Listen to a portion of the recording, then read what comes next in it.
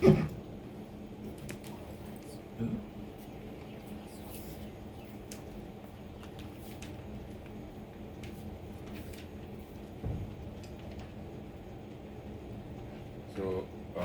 good afternoon. So, in this session, I will be trying to cover 5 ages of India's past, followed by mission and vision of India through the ages, and also a glimpse of contemporary and universal relevance of Indian knowledge system. So first, what is our agenda then? What is our agenda behind imposing IKS, behind imposing IKS? Century ago, Sri Aurobindo writes, the modern world is still mainly European. A world dominated by the European mind and Western civilization. We claim to set right this undue preponderance. Preponderance means undue importance. So the modern world is still mainly European, a world dominated by the European mind and Western civilization. We claim to set right this undue preponderance, to reassert the Asiatic, and for ourselves the Indian mind, and to preserve and develop the great values of Asiatic and of Indian civilization. We want to preserve. So this is our first secret purpose, and now it's not secret. It's our almost formal declaration that we claim to set right this undue preponderance, to reassert the Asiatic, and for ourselves the Indian mind, and to preserve and develop the great values of Asiatic and of Indian civilization. But why? আমি কিয় আমাৰ এছিয়াৰ মূল্যবোধ আৰু ভাৰতীয় সভ্যতাৰ মূল্যবোধক আমি কিয় why we are trying to preserve, সেইখিনি কথা আমি কম। কিন্তু তাৰ আগত মই বেলেগ এটা দৃষ্টিকোণৰ পৰা কিছু কথা ক'বলৈ বিচাৰিছোঁ, আৰু আমি কিছু কথা লুকধাক নৰখাকৈ আমি আলোচনা কৰিব লাগিব। ভাৰতবৰ্ষই 500 long years fought against Islamic invasion. From 700 AD to almost 1200 AD. 500 long years. আৰু ভাৰতবৰ্ষই এই 500 বছৰ 5 centuries heroic resistance পৃথিৱীৰ যদি আন দেশ হ'লহেঁতেন কিজানি এই 500 বছৰতেই সেই দেশ কেতিয়াবাই বিধ্বস্ত হৈ গ'লহেঁতেন। কাৰণ আমি ভাৰতবৰ্ষৰ যেতিয়া অতীতৰ কথা আমি যেতিয়া আলোচনা কৰিম, আমি এই কথাখিনি আমাৰ সন্মুখত ৰাখিবই লাগিব। এটা শ্বৰ্ট নোট মই কৈ দিছোঁ যে India fought valiantly against Islamic invasion for more than 500 years since 712 AD, and heroically resisted their aggression and invasion. But eventually we were defeated. 500 বছৰৰ পিছত আমি পৰাজিত হৈছিলোঁ। সেই কথাও সমানে স্বীকাৰ কৰিব লাগিব। আৰু পৃথিৱীৰ ইতিহাসত ক'তো 500 বছৰ লং ৰেজিষ্ট কৰা কিজানি জাতি কেৱল মাত্ৰ ভাৰতীয় জাতি। কিন্তু ইভেঞ্চুৱেলি মই সেই তাৰ কাৰণ বিশ্লেষণ কৰিবলৈ নাযাওঁ কিয় ভাৰতীয় জাতি পৰাজিত হ'ল। তাৰ মূলত এটা আমাৰ দুৰ্বলতা আছিল। বহুত ৰাইটাৰে লিখিছে, কৈছে lake of forward defence policy. Lake of forward defence policy কি? বহুতে ক'ব খোজে আমাৰ ভাৰতীয় ৰজাবিলাকৰ মাজত ইউনিটি নাছিল। সেইটো ৰং ইণ্টাৰপ্ৰিটেশ্যন। কাৰণ এটা ফৰেইন পাৱাৰক ৰেজিষ্ট কৰাৰ ক্ষেত্ৰত ভাৰতৰ গোটেই ৰজাবিলাকে যদি একত্ৰিতভাৱে সংগ্ৰাম নকৰিলেহেঁতেন তেতিয়াহ'লে কেতিয়াও সম্ভৱ নহ'লহেঁতেন। তেনেহ'লে আমি হাৰিলোঁ কিয়? হয়তো আমাৰ ভাৰতীয় আধ্যাত্মিকতাৰেই এইটো এক প্ৰকাৰে ক'বলৈ গ'লে এটা মিছ ইণ্টাৰপ্ৰিটেশ্যন পাৰে হ'ব যে আমি শত্ৰু আমাক আক্ৰমণ কৰিছে, আমি শত্ৰুক কেৱল আমাৰ দেশৰ সীমাৰ পৰা বাহিৰ কৰি দিছোঁ, কিন্তু শত্ৰুৱে যাতে আকৌ আহিব নোৱাৰে আমি সেই পৰিমাণে শত্ৰুক পাৰ্মানেণ্টলি আমি পংগু কৰি দিয়া নাছিলোঁ কেতিয়াও। আৰু দ্বিতীয়তে ভাৰতীয় মানুহে ভাবিছিল যে আমি যেনেকুৱা আমাৰ শত্ৰুসকলো তেনেধৰণৰেই, আমাৰ শত্ৰুসকলো তেনেধৰণেৰেই। গতিকে এই দুটাকেই কৈছে যে lake of forward defence policy. আমি কেৱল আমাৰ সীমাৰ পৰা তেতিয়াই যদি তেওঁলোক আহিব নোৱাৰাকৈও যদি আমাৰ ৰজাসকলে ব্যৱস্থা ল'লেহেঁতেন হয়তো 500 বছৰৰ পিছতো সেই 500 বছৰৰ পিছতো আমি কিজানি পৰাজিত নহ'লহেঁতেন। তাৰপিছত 1206 খ্ৰীষ্টাব্দত ভাৰতত মোগলে ইয়াত সম্পূৰ্ণৰূপে প্ৰায় অলমষ্ট ভাৰতবৰ্ষৰ কিছু আমাৰ অসম আৰু আন 2-4খন ৰাজ্য বাদ দি অলমষ্ট ভাৰতবৰ্ষৰ ওপৰত তেওঁলোকৰ নিয়ন্ত্ৰণ স্থাপন কৰে। আৰু তাৰপিছত ঠিক তাৰ 400 বছৰ পিছত এই যে ভাৰতবৰ্ষৰ আমি কওঁ যে 75 বছৰ স্বাধীনতা হৈ গ'ল, আমি অমুক পোৱা নাই তমুক পোৱা নাই, কিন্তু আমি ভাৰতবৰ্ষৰ এই ইতিহাসৰ এই যিবোৰ নিৰ্মম সত্য আমি সেইবোৰৰ কথাও আলোচনা কৰিব লাগিব। এইখিনি মই একেবাৰে আমাৰ ইমিডিয়েট হিষ্ট্ৰীৰ কথা কৈছোঁ, আৰু তাৰ যিটো আগৰ হিষ্ট্ৰী মই 5টা এজ কম, অৰ্থাৎ 700 খ্ৰীষ্টাব্দলৈকে যিটো আমাৰ যুগ সেইখিনিলৈকে কম মই বেলেগকৈ 5টা এজত, কিন্তু প্ৰথমতে কৈ লৈছোঁ from 712 AD two till now. তাৰপিছত কি হ'ল 1600 খ্ৰীষ্টাব্দত ইয়াতে ইংৰাজসকল আহিল, আৰু ইংৰাজৰ লগত কিন্তু আমি প্ৰথম অৱস্থাৰ পৰাই diplomatically as well as military in both respect we were defeated. তাৰো কাৰণ আছে, আমি পৰাজিত হৈছিলোঁ। আকৌ তৃতীয় পাৰপাছ 7 সাগৰ 13 নদীৰ সিপাৰৰ পৰা সমুদ্ৰ পাৰ হৈ, কাৰণ ইণ্ডিয়া ৱাজ নেচাৰেলি প্ৰটেক্টেড। এই এটা কথাও আমি জনা দৰকাৰ যে ভাৰতৰ 3ফালে সাগৰ, একফালে হিমালয়। তেনেহ'লে 500 বছৰ শত্ৰু ভাৰতত কেনেকৈ সোমাইছিল? পিছত বাৰু ইংৰাজসকল আহিছিল নৌপথেৰে, যেতিয়া আধুনিক সময় হৈছে, যেতিয়া জাহাজৰ আৱিষ্কাৰ হৈছে, তাৰ পিছত ইয়াতে ইংৰাজসকলে ভাৰতত প্ৰৱেশ কৰাৰ সুযোগ লাভ কৰিছে। মাত্ৰ এটাই অলপমান আমি যিটো গিৰিপথ বুলি কওঁ, পাছ বুলি কওঁ, নৰ্থ ৱেষ্ট পাছ, অৰ্থাৎ আফগানিস্তানৰ ফালৰ পৰা মাত্ৰ এটা সৰু পাছ এটাই কেৱল মাত্ৰ খালী আছিল, যিটো আমি দুখন পাহাৰৰ মাজত গিৰিপথ বুলি কওঁ, ইংৰাজীত পাছ বুলি কয়, এই নৰ্থ ৱেষ্ট পাছ। সেইফালে দিয়েই যিসকল আমাৰ মহম্মদ ঘুৰি ইত্যাদি সকলো সেইফালে দিয়েই আমাৰ ভাৰতত প্ৰৱেশ কৰিছিল। আৰু সেইবাবে আপোনালোকে এটা লক্ষ্য কৰিব, আপোনালোকৰ মনত হয়তো কেতিয়াও এটা প্ৰশ্ন উদয় হোৱা নাই, মহাভাৰতত আমি কি দেখিছিলোঁ? ভীষ্মই গান্ধাৰৰ ৰাজকন্যাক বিচিত্ৰ বীৰ্যলৈ বিয়া কৰাবৰ বাবে চেষ্টা কৰিছিল কিয়? Gandhar was then part of integral India, অখণ্ড ভাৰতবৰ্ষৰ এটা অংশ আছিল। And from military point of view যে Gandhar was a very crucial state and সীমান্তৱৰ্তী আছিলে, সেইফালে দিয়েই ভাৰতত শত্ৰু সোমোৱাৰ একমাত্ৰ ৰাস্তা।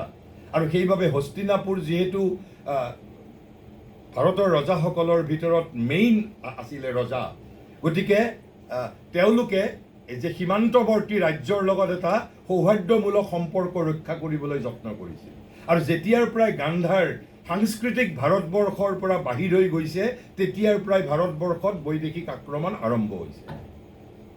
নহ'লে শকুনিয়ে আহি গান্ধাৰৰ পৰা আহি হস্তিনাপুৰত ইমান অত্যাচাৰ কৰাৰ পিছতো হোৱাই ভীষ্ম তলাৰেতে সম্পূৰ্ণ হস্তিনাপুৰৰ ৰাজবংশই অলমষ্ট শকুনিৰ অত্যাচাৰ সহ্য কৰিছিল। কিয় সহ্য কৰিছিল? কাৰণ Hastinapur did not want to disturb Gandhara, and Gandhara was very crucial from military point of view. গতিকে আমাৰ কেৱল মাত্ৰ সেইটোৱেই গিৰিপথটোৱেই কেৱল মাত্ৰ আমাৰ খোলা আছিল। আৰু তাৰপিছত আমাৰ পলাশীৰ যুদ্ধ হয় 1757 চনত। 1600 চনমানত বা এক প্ৰকাৰ ক'বলৈ গ'লে একেবাৰে 1600 চেঞ্চুৰীত ব্ৰিটিছ প্ৰথম ভাৰতবৰ্ষত প্ৰৱেশ কৰিছে। দি British received a royal charter, EIC অর্থাৎ East India Company received a royal charter from Queen Elizabeth I, granting a monopoly on trade with the East Indies. যেটো ইষ্ট ইণ্ডিয়া কোম্পানী 1600 চেঞ্চুৰীত ইংলেণ্ডত ফৰ্ম হৈছিল, royal company, আৰু তাৰে ৰাণীৰ পৰা যিখন তেওঁলোকে পাইছিল আদেশ পাইছিল, আৰু সেই আদেশ পাই 1600 খ্ৰীষ্টাব্দত প্ৰথম তেওঁলোকে সেইটো পায়, আৰু 1608 খ্ৰীষ্টাব্দত the first British ship from the EIC arrived in Surat, Gujarat for the purpose of trade. প্ৰথমটো তেওঁলোকে বাণিজ্য কৰিবলৈ আহিছিল, আৰু আহি যি নহওক সেই সময়ত ইতিমধ্যে 1200 চনৰ পৰা 1600 চন 400 বছৰ ভাৰতত এক প্ৰকাৰ মোগল সাম্ৰাজ্য, যিটো ভাৰতৰ ঐক্যবদ্ধ এটা ৰাজনৈতিক ব্যৱস্থা আছিল। আমাৰ দেশীয় ৰজাবিলাকৰ মাজত মোগল অহাৰ পিছত এটা সম্পূৰ্ণৰূপে নৈৰাজ্য সৃষ্টি হৈছিল, আৰু সেই নৈৰাজ্য নোহোৱা হ'লে হয়তো ব্ৰিটিছেও আহি সিফালে কি কয় যে পলাশীৰ যুদ্ধত তেওঁলোকে কি কয় জয়লাভ কৰে 1757 খ্ৰীষ্টাব্দত। আৰু তাৰপিছত ঠিক তাৰ 7 বছৰ পিছত 1764 খ্ৰীষ্টাব্দত কি কয় যে বেটেল অফ বক্সাৰ, আৰু এই দুটাত তেওঁলোকে জয়লাভ কৰাৰ পিছতেই অলমষ্ট সম্পূৰ্ণ ভাৰতবৰ্ষৰ ক্ষমতা ইষ্ট ইণ্ডিয়া কোম্পানীয়ে নিজৰ হাতত নিছিল। গতিকে এই হ'ল আমাৰ ইমিডিয়েট ইতিহাস। মই তাৰ আগৰ 700 খ্ৰীষ্টাব্দৰ আগৰখিনি মই কম পিছত।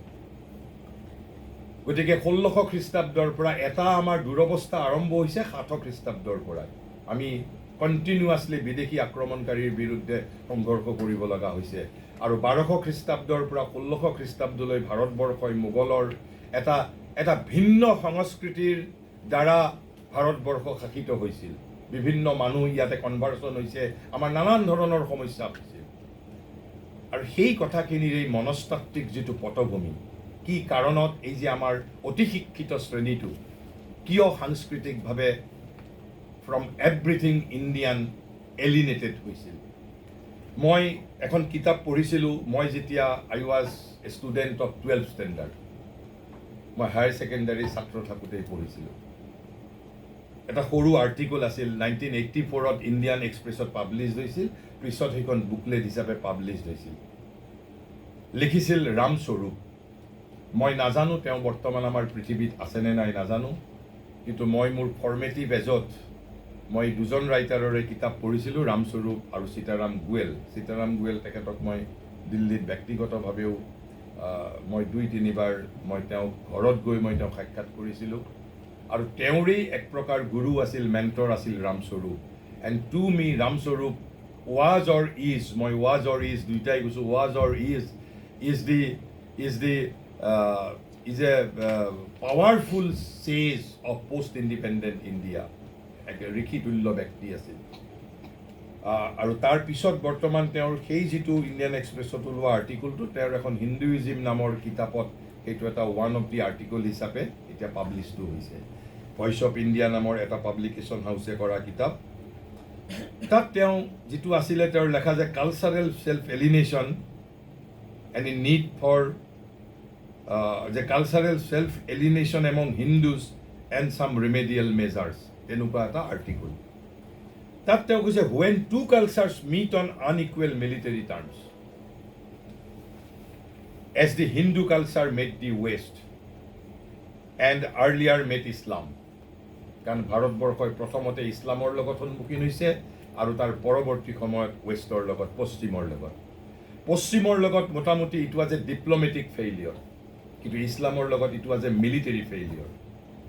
কৈছে যে when two cultures meet on unequal military terms, as the Hindu culture met the West and earlier met Islam, it gives rise to great problems of self-identity for the defeated party. And who was the defeated party? We, the Indians, were the defeated party. So it gave rise to great problems of self-identity for the defeated party. Self identity মানুহে যেতিয়া পৰাজিত হয় মানুহে তেতিয়া আত্মপৰিচয়ৰ সংকটত পৰে যে মই আসলতে কোন এইটো হ'ল প্ৰথম তাৰ সাইকোলজিক্যাল ব্যাখ্যা তাৰপিছত তেওঁ কৈছে যে when India finally realized that she had lost in the military and diplomatic contest and that the British were supreme এই যে আমি কলো যে কেমব্ৰিজৰ পৰা যদি প্ৰফেসৰ আহে হাৰ্ভাৰ্ডৰ পৰা যদি আহে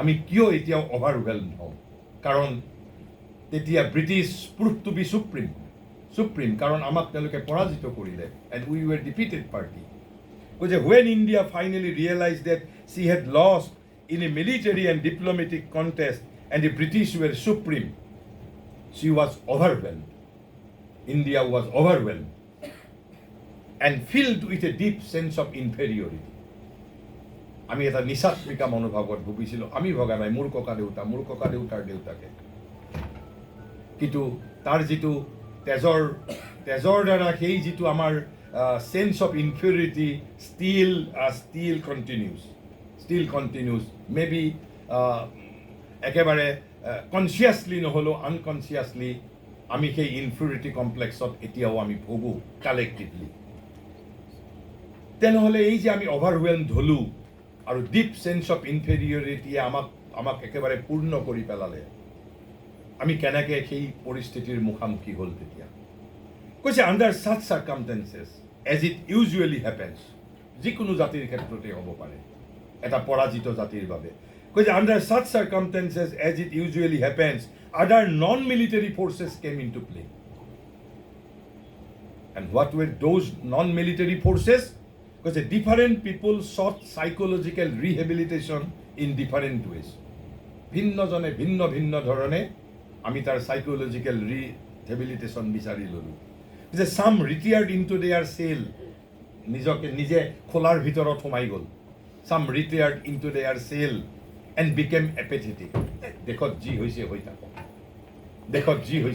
হৈ থাকক এক শ্ৰেণীৰ ভাৰতীয়ই সেই ধৰণে এই যিটো সাইকোলজিক্যাল যিটো ফেনোমেনাটো ৰেসপন্স তো সেই ধৰণৰ আছিল a majority made the situation by self repudiation repudiate means to reject oneself self repudiation and wholesale imitation so these were the two strategies we then adopted self repudiation means self rejection and wholesale imitation paikari harot tolu for not selective but wholesale আমি সকলো ক্ষেত্ৰতে আনকি হয়তো আপোনালোকে নাজানিব পাৰে যদি আপোনালোকে এতিয়াও গুগলত আপোনালোকে খুদে যে বেংগলত সেই সময়ত আৰ্লি ষ্টেজ অফ ব্ৰিটিছ ৰুলৰ সময়ত এটা ইয়ং ইণ্ডিয়া মুভমেণ্ট আৰম্ভ হৈছিল ইয়ং ইণ্ডিয়া মুভমেণ্ট কি আছিল তাৰ গোল যে ভাৰতীয়ত্বক ত্যাগ কৰি টু বিকাম গুড ইংলিছমেন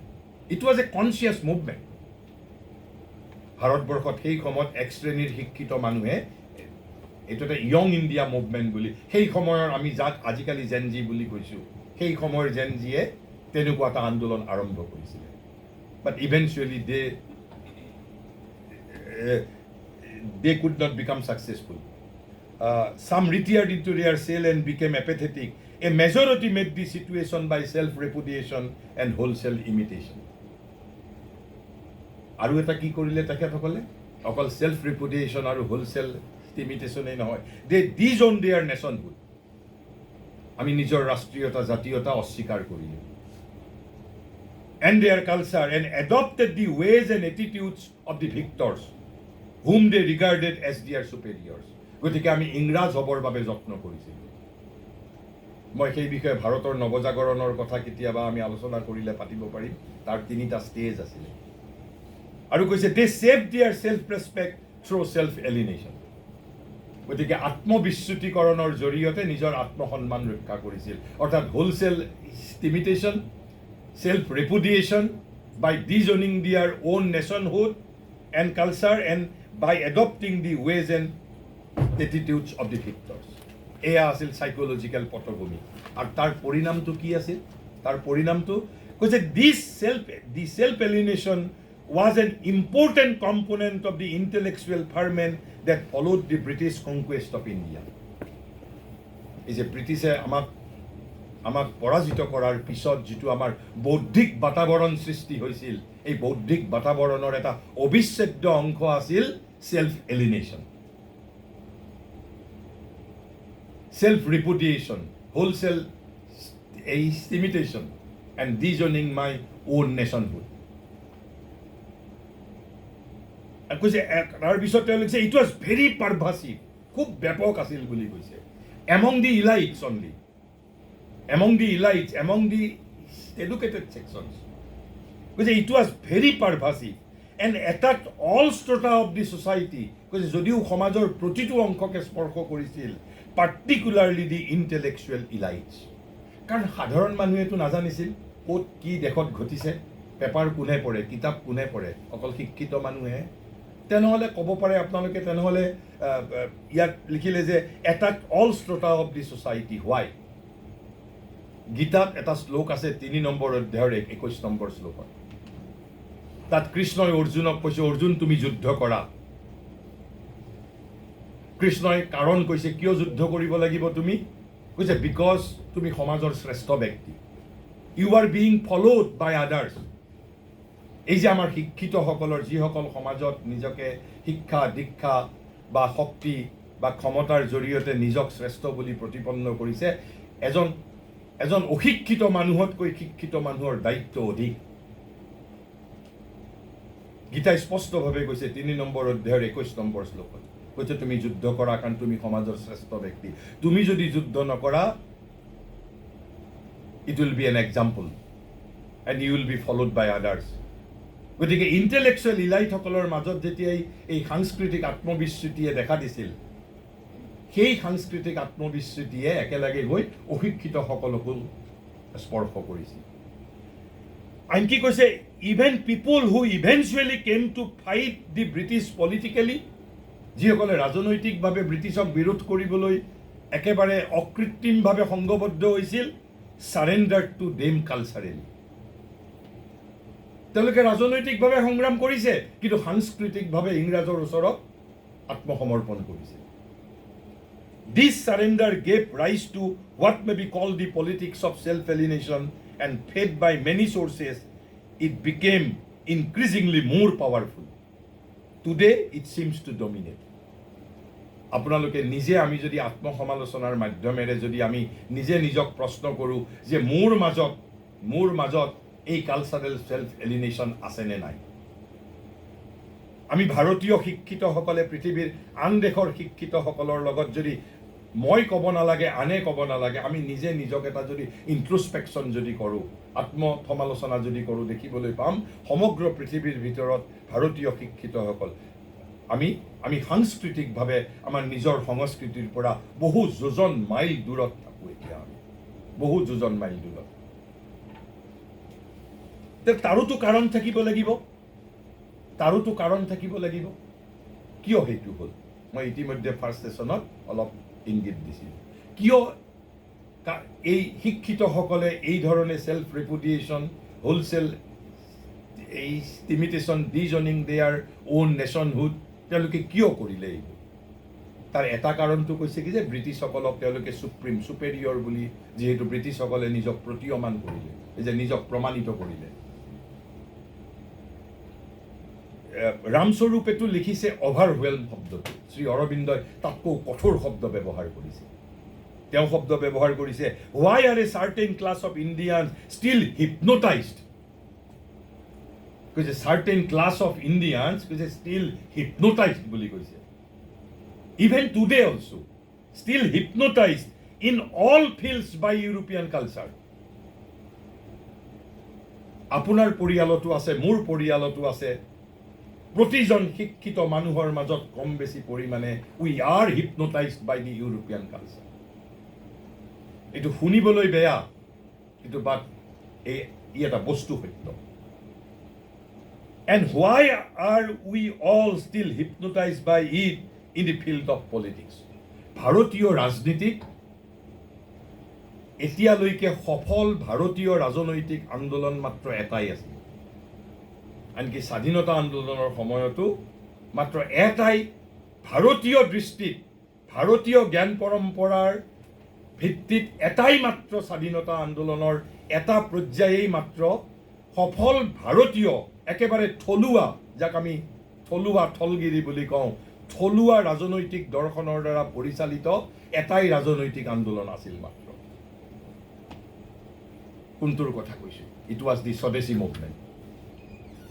বিংশ শতিকাৰ প্ৰথম দশকৰ যিটো স্বদেশী আন্দোলন, স্বদেশী আন্দোলন, মই আপোনাক ক'লোঁ সেই আন্দোলনটোত 1% বিদেশী প্ৰভাৱ নাছিল।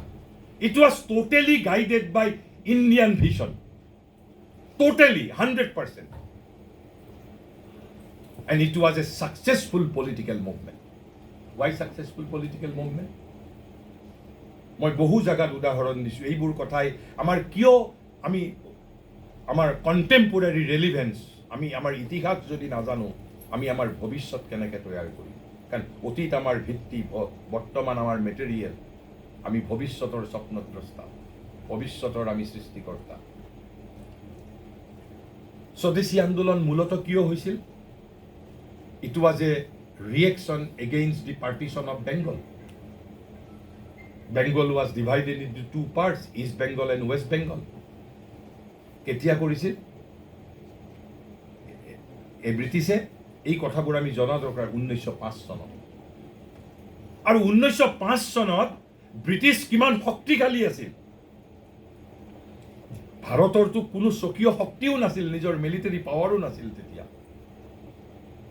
কিন্তু সেই মাইটি ব্ৰিটিছ স্বদেশী আন্দোলনে মাইটি ব্ৰিটিছক বাধ্য কৰিছিল 1911ত the partition of Bengal was rebel. বাতিল হৈছিল, ব্ৰিটিছে বাতিল কৰিবলৈ বাধ্য হৈছিল। It was the power of India's first original political movement.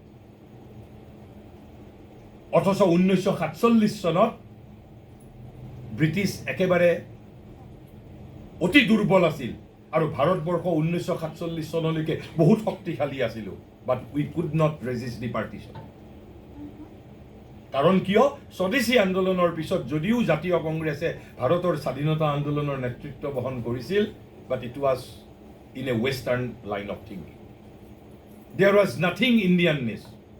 কাৰণ এই 1910 চনৰ পিছতেই আমাৰ যিসকল জাতীয় নেতা আছিল তেওঁলোকে এক প্ৰকাৰ ৰাজনীতি ত্যাগ কৰিছিল। আৰু বিশেষকৈ তিলকৰ মৃত্যুৰ পিছত 1920 চনত শ্ৰী অৰবিন্দ তেওঁলোক এই স্বদেশী আন্দোলনৰ নেতা আছিল। বিপিন পাল দাস, লালা লাজপত ৰায় এইসকল আছিল তেতিয়া স্বদেশী আন্দোলনৰ নেতা। আৰু সেইখিনি সময়ত তিলক আছিল জেলত। তিলকে জেলৰ পৰা ওলাই আহিল বোধহয় 14 নে 15 চন মানত। আহি তিলকৰ মৃত্যু হৈছে 1920 চনত। তথাপি 20 চনলৈ মোটামুটি ইট ৱাজ অ'কে। কিন্তু 20 চনৰ পিছত তিলকৰ মৃত্যুৰ পিছত যেতিয়া গান্ধী টুক অভাৰ কৰিলে, তাৰ পিছৰ পৰা ভাৰতীয় ৰাজনীতিত এক প্ৰকাৰ ৰাজনীতিত ভাৰতীয়ত্বৰ কোনো চিন-চাপ নাছিল। আৰু সেইবাবে মহাৰিষি লিখিছে, and why are we all still hypnotized by it in the field of politics. তাৰপিছত তেওঁ কাৰণ কৈছে। কি কাৰণ? মই কিয় প্ৰথম ছেশ্যনত ভাৰতৰ আনইমাজিনেবলি প্ৰলিফিক ক্ৰিয়েটিভনেছৰ কথা কিয় কৈছিলোঁ? কাৰণ at that moment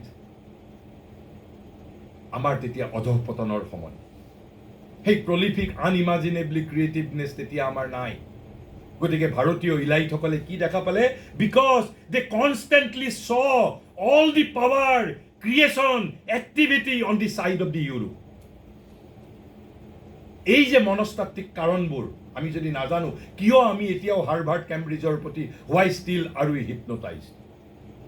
it is a continuity only.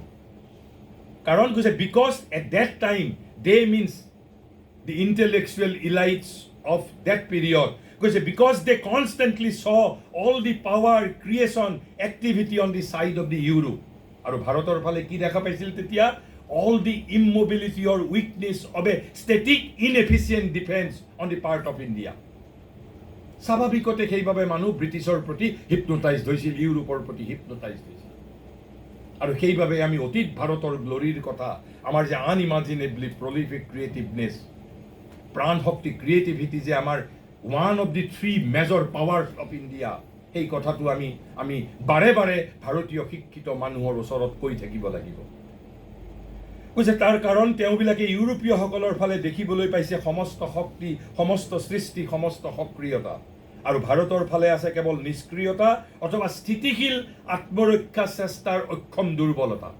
আপোনালোকে নিজে ইন্ট্ৰস্পেকশ্যন কৰি এই যিবোৰ ব্যাখ্যাবোৰ শুদ্ধ হয় নে নহয়, কিন্তু তাৰ মাজতো এটা ব্যতিক্ৰম আছে যে যদিও ইণ্টেলেকচুৱেল ইলাইটসকল তেতিয়া হিপনোটাইজ হৈছিল, সেই সময়খিনিতো কিন্তু এটা বিচিত্ৰ ঘটনা ঘটিছিল, এটা বিচিত্ৰ সাইকোলজিকেল ফেনোমেনা। কি সাইকোলজিকেল ফেনোমেনা? শ্ৰী অৰবিন্দই কৈছে, but wherever the Indian spirit, মই যে কৈছোঁ what is the relevance in modern time IKS-ৰ, ৱাই উই নিড IKS। আমি নাজানো যে ভাৰতীয় জ্ঞান পৰম্পৰাৰ মাজত যিটো অসাধাৰণ শক্তি নিহিত হৈ আছে। কৈছে but wherever the Indian spirit, আৰু এই কথাবোৰ শ্ৰী অৰবিন্দই কেতিয়া লিখিছিল? Second decade of the 20th century, অৰ্থাৎ ঠিক স্বদেশী আন্দোলনৰ পিছত দ্বিতীয়টো দশকত, বিংশ শতিকাৰ দ্বিতীয় দশকত লেখা কথা। And how still relevant today. কৈছে but wherever the Indian spirit has been able to react, to attack with energy and to create with eclat. Eclat মানে সমাৰোহৰ সৈতে। একলেট এইটো ইটালিয়ান ৱৰ্ড সম্ভৱতঃ ECLAT, একলেট মানে সমাৰোহৰ সৈতে, আড়ম্বৰৰ সৈতে যদি আমি প্ৰতিক্ৰিয়া প্ৰকাশ কৰিব পাৰিছোঁ, বিৰুদ্ধাচৰণ কৰিব পাৰিছোঁ, শক্তিৰ সৈতে বিৰুদ্ধাচৰণ কৰিব যদি পাৰিছোঁ, কৈছে the European glamour has began immediately to lose its hypnotic power. য'তেই ভাৰতীয় প্ৰতিভাই, ভাৰতীয় মনীষাই এই ধৰণে প্ৰতিক্ৰিয়া প্ৰকাশ কৰিছে, তাতেই ইউৰোপীয় হিপনটিক পাৱাৰ একেবাৰে লগে লগে নোহোৱা হৈ গৈছে। কৈছে কিন্তু য'তেই ভাৰতীয় প্ৰকৃতিয়ে বিৰুদ্ধাচৰণ কৰিবলৈ সমৰ্থ হৈছে, বীৰ্যৰ সৈতে আক্ৰমণ আৰু সমাৰোহৰ সৈতে সৃষ্টি কৰিব পাৰিছে, টু ক্ৰিয়েট উইথ একলেট, সমাৰোহৰ সৈতে সৃষ্টি কৰিব পাৰিছে, তাতেই ইউৰোপীয় চকুত চাট মাৰি ধৰা যাদুৰ মোহিনী শক্তি তৎক্ষণাৎ হীনবীৰ্য হ'বলৈ আৰম্ভ কৰিছে। তৎক্ষণাৎ কৈছে the European glamour has begun immediately to lose its hypnotic power. তাৰ প্ৰমাণ কি? আৰু সেইবাবে শ্ৰী অৰবিন্দই কৈছে বাই 1920 প্ৰথমতে যিটো হিপনটিজিমৰ শক্তি বহুত কমি গৈছিলে, যিটো 19 শতিকাত, অৰ্থাৎ 19 শতিকাৰ শেষৰ ফালে বা 18 শতিকাত এই হিপনটিজিমৰ পৰিমাণটো, এক্সটেণ্টটো যিমান আছিল, 19 শতিকাত যিমান আছিল, বিংশ শতিকাৰ আৰম্ভণিৰ পৰা এই হিপনটিজিমৰ এই যিটো এট্ৰেকশ্যন টুৱাৰ্ডছ ইউৰোপ কমিব ধৰিছিল। সেইবাবে লিখিছে, কৈছে no one now feels the weight of the religious assault from Europe, which was very powerful at the outset, because the creative activities of the Hindu revival, এই সময়ত যিটো ভাৰতীয় আৰ্য প্ৰতিভাৰ দ্বাৰা কৈছে, because the creative activities of the Hindu revival have made Indian religion a living and evolving, a secure, triumphant and self-assertive power. মই কম, তাৰে উদাহৰণ দিলে জানিব পাৰিব। কৈছে এতিয়া আৰু কোনেও ইউৰোপীয় ধৰ্মৰ আক্ৰমণৰ গুৰুভাৰ অনুভৱ নকৰে। গুৰুভাৰ অৰ্থাৎ ৱেটটো, কিন্তু ষ্টিল ইট ৱাজ দেয়াৰ, যিটো 18শ শতিকাত যিমান তীব্ৰ আছিল, 19 শতিকাত যিমান তীব্ৰ আছিলে। কৈছে যদিও প্ৰথমৰ ফালে সেয়া আছিল অতি প্ৰবল, কাৰণ হিন্দুৰ পুনৰুজ্জীৱনৰ সৃষ্টিশীল ক্ৰিয়াৱলীয়ে ভাৰতীয় ধৰ্মক এক সজীৱ, বিকাশশীল, নিৰাপদ, বিজয়ী আৰু আত্মপ্ৰতিষ্ঠা সমৰ্থ শক্তিত পৰিণত কৰিছে। তেওঁ উদাহৰণ দিছে দুটা ঘটনা। আমি আজি কোনো ভাৰতীয় মানুহে কল্পনা কৰিব নোৱাৰোঁ, এই যে স্বদেশী আন্দোলনত আমি বিজয়ী হৈছিলোঁ বিংশ শতিকাৰ প্ৰথম দশকত, আৰু এই যিটো ক'লে যে যিটো 18শ শতিকা 19 শতিকাত যিটো আমাৰ হীনমন্যতাৰ ভাৱ, আমাৰ সন্মোহন, ইউৰোপৰ প্ৰতি সন্মোহন যিমান আছিল, তাতকৈ যে কমিব ধৰিছিল, শ্ৰী অৰবিন্দই দুটা ঘটনাৰ কথা কৈছে, জীৱন্ত সাক্ষী দুটা ঘটনা। দৰাচলতে সেই দিনটোহে মোৰ দৃষ্টিত ভাৰতীয় স্বাধীনতাৰ আচল স্বাধীনতাৰ দিন বুলি আমি উদযাপন কৰিলেও একো ভুল কৰা নহয়। কোনটো দিনৰ কথা কৈছোঁ? এজন 30 বছৰীয়া যুৱকে ভাৰতীয় স্বাধীনতাৰ ভিত্তি নিৰ্মাণ কৰিছিল, ছিংগুল হেণ্ডেডলি। আমি কিন্তু তাৰ আজি আমি সোণৰ চামুচ লৈ স্বাধীন দেশত জন্ম লাভ কৰা নাগৰিক। আমি সেই স্বাধীনতা আন্দোলনৰ বেদনা আমি উপলব্ধি কৰিব পৰা আমাৰ মনস্তাত্ত্বিক সেই আমাৰ বহল হৃদয় আৰু এতিয়া নাই। আমাক এতিয়া স্বাধীনতাৰ হিচাপ লাগে। স্বাধীনতাই মোক কি দিলে তাৰ হিচাপ কৰিবৰ কাৰণে উই হেভ অল বিকাম একাউণ্টেণ্ট। কিন্তু এই যে চাপেকৰ ভাতৃদ্বয়, ত্ৰিভাতৃ, পুনাত এগৰাকী মাকৰ 3জন সন্তানে ফাঁচিকাঠত ওলমিছিল। 3জন সন্তানে। আমি জানো হিচাপ কৰিছো যে মোৰ ফেমিলিত স্বাধীনতা আন্দোলনৰ বাবে কোনে কোনে আত্মত্যাগ কৰিছিল? 17 বছৰীয়া ছোৱালী কনকলতা, তাৰ আগত মই নামটো অলপ ভুল হ'ব পাৰে, তিলোত্তমা বৰুৱা, এগৰাকী 14-15 বছৰীয়া ছোৱালী। এইখন অসমৰ কথা কৈছো। উৰিষ্যাত এজন 12 বছৰীয়া ল'ৰা, মই ক্ষুদিৰাম বোস, ভগত সিঙৰ কথা নকলোৱেই যেনিবা। এগৰাকী মাতৃৰ 3টা সন্তান ফাঁচিকাঠত ওলমিছিল। আজি যদি সেইগৰাকী মাক যদি আহে আৰু তাৰ আগদিনা যদি মই যদি এখন বাতৰি কাকতত এটা যদি প্ৰবন্ধ লিখোঁ যে স্বাধীনতাই মোক কি দিলে, আৰু লেখাৰ পিছদিনা যদি সেই মাতৃগৰাকী সৰগৰ পৰা আহি যদি মোৰ সন্মুখত যদি উপস্থিত হয় যে তুমিতো মোৰ 3টা ভাতৃৰ কথা, মোৰ 3টা সন্তানৰ কথা এদিনো পেপাৰত তুমিতো প্ৰবন্ধ লেখা নাই, তুমিতো এদিনো পঢ়া নাই, অথচ তুমি স্বাধীনতাই তোমাক কি দিলে তাক লৈ আমি এতিয়া 15 আগষ্ট 26 জানুৱাৰীত হিচাপ কৰিবলৈ যাওঁ। উই হেভ বিকাম ছ' চেলফিছ।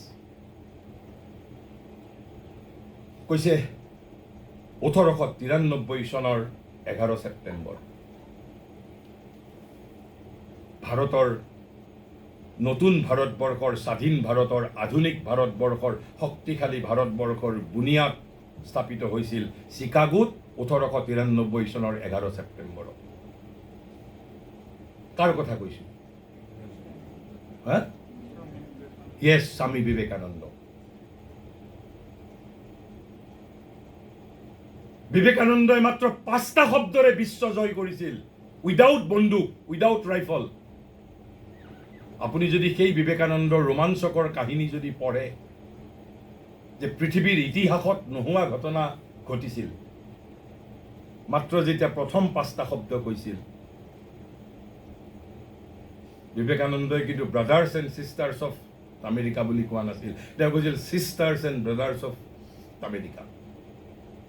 এই 5টা শব্দ ভাৰতীয় মানুহৰ কাৰণেতো সাধাৰণ কথা, কিন্তু ইংৰাজৰ বাবে সাধাৰণ কথা নহয়। Another point to be noted, Indian knowledge system আৰু ৱেষ্টাৰ্ণ নলেজ ছিষ্টেমৰ মাজত পাৰ্থক্য। তেওঁলোকে সদায় শুনিছিল লেডিজ এণ্ড জেণ্টলমেন। বিবেকানন্দই ইউৰোপৰ ইতিহাসত প্ৰথম ব্যক্তি, কোনো ৰক্ত সম্বন্ধ নাথাকৈ কাৰোবাক সম্বোধন ধৰিছে যে চিষ্টাৰ্ছ এণ্ড এই ব্ৰাদাৰ্ছ অফ আমেৰিকা বুলি। সেই হলটোত হেনো সেই সময়ত 7,000 মানুহ উপস্থিত আছিল। তেতিয়া 7,000 মানুহ, 4,000 বহিব পৰা, 3,000 থিয় হৈ থাকিব পৰা এটা প্ৰকাণ্ড প্ৰেক্ষাগৃহ।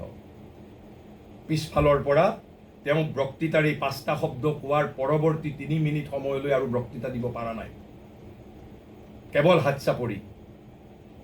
Direct চ'ল two চ'ল contact. বিশেষকৈ পিছফালে যিমান মহিলা আছিল, কোনে চকীৰ ওপৰেৰে উঠি আহি কেৱল তেওঁক স্পৰ্শ কৰে। তেতিয়া বহুত আপুনি প্ৰত্যক্ষদৰ্শীৰ কথা আছে, কৈছে যে যদি এই আক্ৰমণ যদি তেওঁ যদি সহ্য কৰিব পাৰে, সঁচাই হি ইজ গড। পৃথিৱীৰ ইতিহাসত নোহোৱা নোপোজা ঘটনা। হয়তো মই এয়া অতিশয়োক্তি কৰা বুলি কোনোবাই ক'ব পাৰে। আপুনি 12 ছেপ্টেম্বৰৰ ভাৰতীয় পেপাৰ এতিয়াও মজুত আছে ৰামকৃষ্ণ মিছনত, আপোনালোকে ৰিচাৰ্চ কৰিব পাৰে। হয়তো মই কোৱা কথা মানুহে অতিশয়োক্তি বুলি ক'ব পাৰে।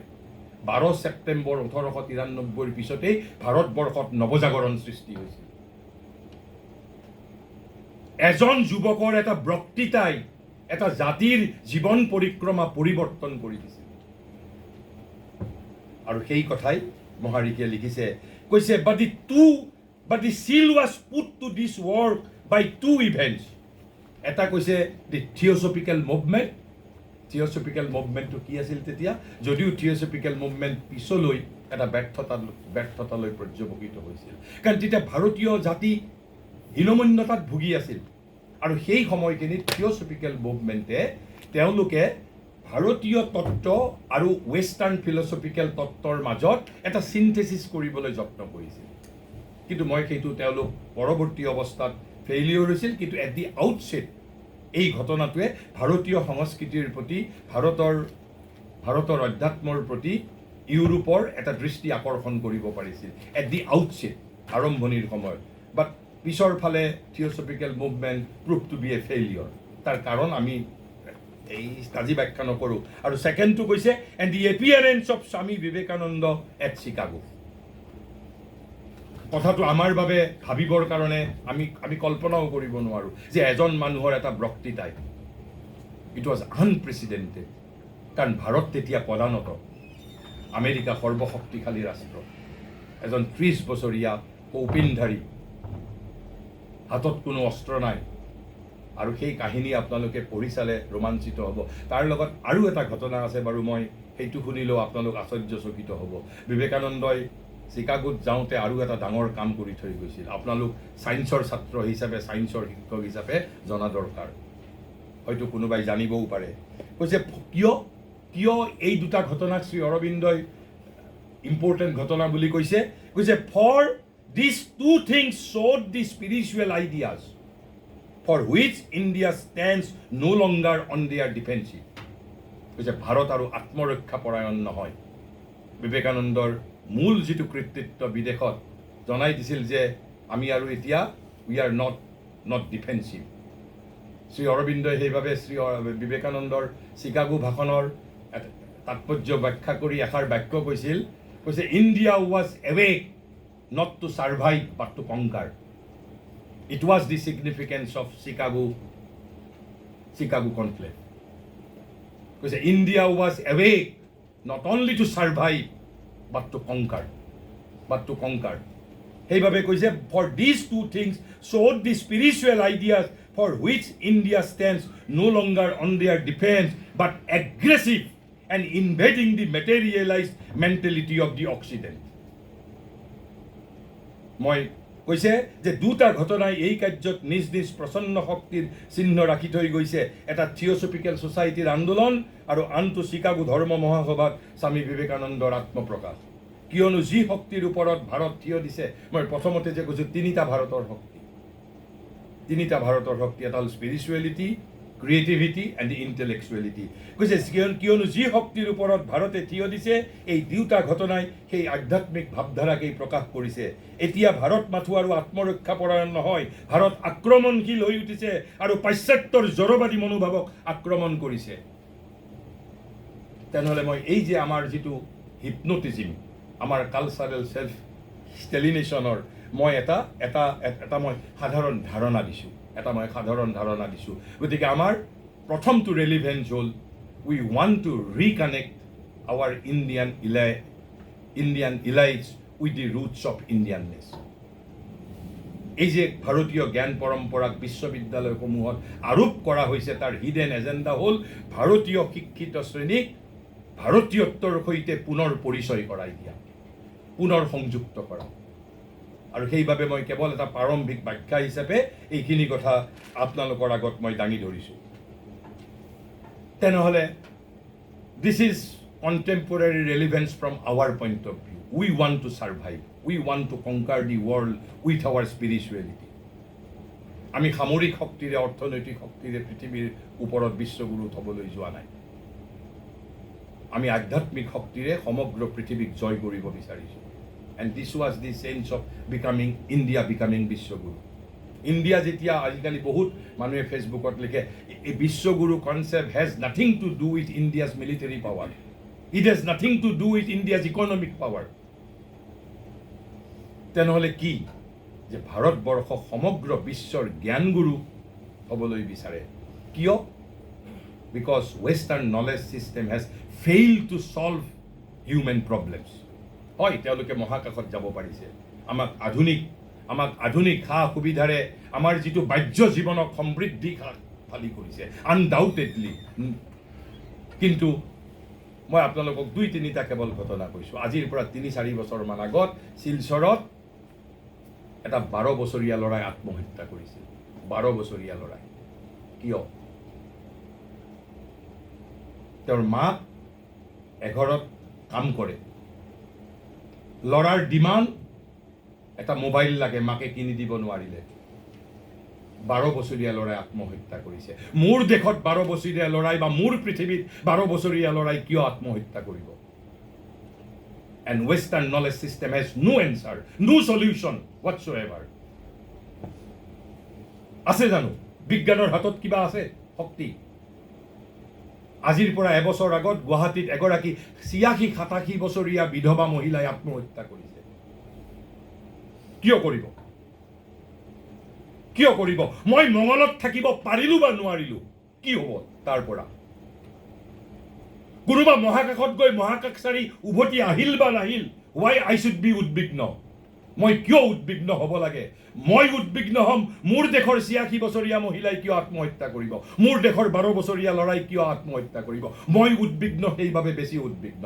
মংগলত চাং পাতিব পাৰিবনে নোৱাৰিব, I am not at all concerned. মোক এখন ধুনীয়া পৃথিৱী লাগে, মোক এখন প্ৰদূষণমুক্ত ধুনীয়া পৃথিৱী লাগে। I am selfish. মই পৃথিৱীক এৰি মংগলত থাকিবলৈ নাযাওঁ, মোক এখন ধুনীয়া পৃথিৱী লাগে। First my agenda is to make my world beautiful. সেইবাবে কৈছোঁ যে দৃষ্টিৰ যিটো পাৰ্থক্য, মই কোৱা নাই যে তুমি মংগলত চাং পাতা, তুমি মহাকাশত যোৱা, মোৰ কোনো আপত্তি নাই। কিন্তু your knowledge is one-sided. Your inquiry is one-sided. It's not holistic. তেনেহ'লে ভাৰতবৰ্ষৰ শ্ৰী অৰবিন্দই তেওঁৰ ফাউণ্ডেশ্যনছ অফ ইণ্ডিয়ান কালচাৰ একেবাৰে শেষ অধ্যায়ৰ শেষ পৃষ্ঠাত দুখাৰী বাক্য লিখিছে। কৈছে India of the ages is not dead. কৈছে যুগ যুগান্তৰৰ ভাৰতবৰ্ষ এতিয়াও মৃত নহয়। কিয় মৃত নহয়? কিয় জীয়াই আছে? জীয়াই থকাৰ কি উদ্দেশ্য? কৈছে India of the ages is not dead not has she spoken her last creative word. কৈছে ভাৰতে নিজৰ সৃজনশীল কথাৰ অন্তিম শব্দ এতিয়াও কোৱা নাই। কৈছে she lives and has still something to do for herself and the human peoples. কৈছে নিজৰ বাবেও তাৰ কৰিব লগা আছে ভাৰতৰ, আৰু সমগ্ৰ মানৱ জাতিৰ বাবেও কৰিব লগা আছে। সেইবাবেহে আমি এতিয়াও জীয়াই আছো, and this is universal relevance of Indian knowledge system. India survives for the sake of the whole world. আমি যে শক্তিশালী হ'ব বিচাৰোঁ কাৰণ আমি বিশ্বগুৰু হ'ব বিচাৰোঁ। আমি শক্তিশালী নিজৰ বাবেই হ'বৰ বাবে খোজা নাই। ভাৰতৰ এটা মিছন আছে, ভিছন আছে। আমাক এখন ধুনীয়া পৃথিৱী লাগে, ৰূপান্তৰেহে জগত ধুনীয়া কৰে। পৃথিৱীৰ আন দেশৰ মিছন ভিছন আছে নে নাই, আই এম নট এৱে। এই যে আপোনালোকক মই কওঁ বসুধৈৱ কুটুম্বকম, চক্ৰেটিছে কৈছে কোনোবা দিনা, আপোনালোকে মোক কওক চক্ৰেটিছৰ লেখাৰ মাজত জানো আমি পাইছোঁ? কিন্তু আধুনিক ইণ্টেলেকচুৱেল, ভাৰতীয় ইণ্টেলেকচুৱেলে চক্ৰেটিছৰ ৰেফাৰেঞ্চ বেছি দিব প্ৰবন্ধ লিখোঁতে। প্লেটোৱে ক'ব পাৰিছে, এৰিষ্টটলে ক'ব পাৰিছে, কোনোবা গ্ৰীক মনীষীয়ে ক'ব পাৰিছে, কোনোবা জাৰ্মান পণ্ডিতে ক'ব পাৰিছে বসুধৈৱ কুটুম্বকম বুলি? মোক কৈ দিয়ক আপোনালোকে উদাহৰণ, অন্ততঃ মই পোৱা নাই। শ্ৰীনন্ত বিশ্ব অমৃতস্য পুত্ৰা, সমগ্ৰ পৃথিৱীৰ মানুহক অমৃতৰ সন্তান বুলি ভাৰতবৰ্ষই সম্বোধন ধৰিছে। পৃথিৱীৰ কোনখন দেশে ধৰিব পাৰিছে? আৰু সেইবাবে মই ভাৰতীয় সংস্কৃতিৰ সেৱক। কাৰণ চক্ৰেটিছে কোৱা নাই, প্লেটোৱে কোৱা নাই, কোনো পাশ্চাত্যৰ দাৰ্শনিকে কোৱা নাই। যদি কৈছে মোক আপোনালোকে এতিয়া গুগলত চাৰ্চ কৰক, কওক মোক আপোনালোকে। তেনেহ'লে মই ভাৰতক কিয় পূজা নকৰিম? ভাৰতীয় জ্ঞান পৰম্পৰাক why I will not revive? বেদৰ ঋষিয়ে 10,000 বছৰ আগেই কৈছে কি, শ্ৰীনন্ত কৈছে মাতা ভূমি পুত্ৰোহং পৃথিৱী। কৈছে পৃথিৱী মোৰ মা, মই পৃথিৱীৰ সন্তান। ভাৰতৰ সন্তান বুলি কোৱা নাই, পৃথিৱীৰ সন্তান বুলি কৈছে। জ্যোতিপ্ৰসাদে ইয়াত কৈছে উপজিয়াই হৈ আহোঁ মই বিশ্ব নাগৰিক। ক'ব পাৰিছে পৃথিৱীৰ আন দেশৰ মনীষীয়ে, আন দেশৰ কবিয়ে ক'ব পাৰিছে? কোনে ক'ব পাৰিছে? আৰবৰ মনীষীয়ে কৈছে নে জাৰ্মান দেশৰ মনীষীয়ে কৈছে নে হাৰ্ভাৰ্ড বিশ্ববিদ্যালয়ৰ প্ৰফেচাৰে কৈছে নে কেম্ব্ৰিজৰ প্ৰফেচাৰে কৈছে? তেনেহ'লে মই কেম্ব্ৰিজক উচ্চ আসন কিয় দিম? ইমান সংকীৰ্ণ বিশ্ববিদ্যালয় তেওঁলোক সংকীৰ্ণ হয় নে নহয় তেতিয়াহ'লে ভাৰতৰ বাহিৰে কোনে ক'ব পাৰিছে আপোনালোকে আজিয়েই গৈ গুগলক সোধক এই যে ভূপেন হাজৰিকাই অন্তত এই বিংশ শতিকাটো কৈ থৈ গৈছে একেই কথা উপনিষদৰ ঋষিয়ে কোৱা কথাই এই যে বসুধৈৱ কুটুম্বকম এই জ্যোতিপ্ৰসাদৰ ভাষাত আহিছে উপজিয়েই মই বিশ্ব নাগৰিক বসুধৈৱ কুটুম্বকম মাতা ভূমি পুত্ৰ অহং পৃথিৱী সেয়াই যেনিবা জ্যোতি ককাইদেউৰ ভাষাত হৈছে উপজিয়েই হৈ আহোঁ মই বিশ্ব নাগৰিক একেই কথা ভূপেন হাজৰিকাৰ গানত কি ওলাইছে অটোৱাৰ পৰা অষ্ট্ৰিয়া হৈ মই পেৰিছ সাৱটি ল'লোঁ পৃথিৱীৰ কোন দেশৰ কোন গায়কে ক'ব পাৰিছে অটোৱাৰ পৰা অষ্ট্ৰিয়া হৈ মই পেৰিছ সাৱটি ল'লোঁ কেৱল কিয় ভাৰতবৰ্ষই কয় এইবোৰ কথা মই যদি সত্যৰ অপলাপ কৰিছোঁ কওক আপোনালোকে মোক এয়াতো তথ্য প্ৰযুক্তিৰ যুগ আৰু সেইবাবেই কৈছে যে ভাৰত জীয়াই আছে আমি ফৰ দি হোল ৱৰ্ল্ড জীয়াই আছোঁ তেনেহ'লে এই যে মই প্ৰথমতে কৈছিলোঁ যে কিয় আমি এই যে আমি আমাৰ এছিয়েটিক ভেলুজ আৰু ইণ্ডিয়ান চিভিলাইজেশ্যনৰ গ্ৰেট ভেলুজ আমি কিয় প্ৰিজাৰ্ভ কৰিব খোজোঁ because we want to make our world beautiful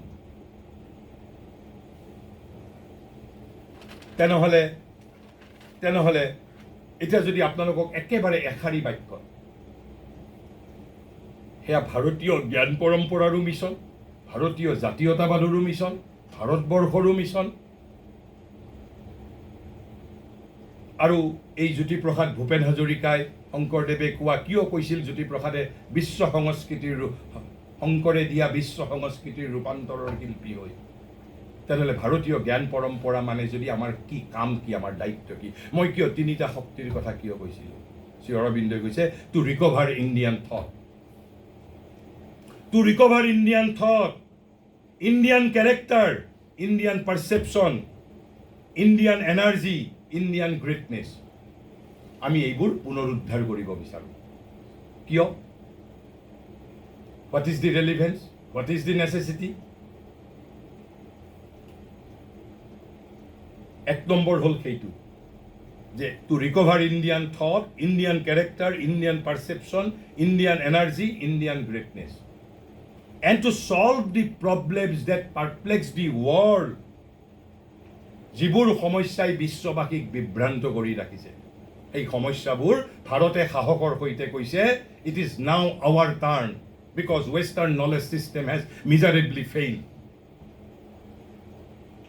মানুহৰ সমস্যাৰ সমাধান আমাৰ হাতত আছে আমি কৰিব পাৰোঁ ভাৰতে দাবী কৰিছে আৰু সেই দাবী ন্যায়সংগত হয় নে নহয় it is for you to research সেই দাবী ন্যায়সংগত হয় নে নহয়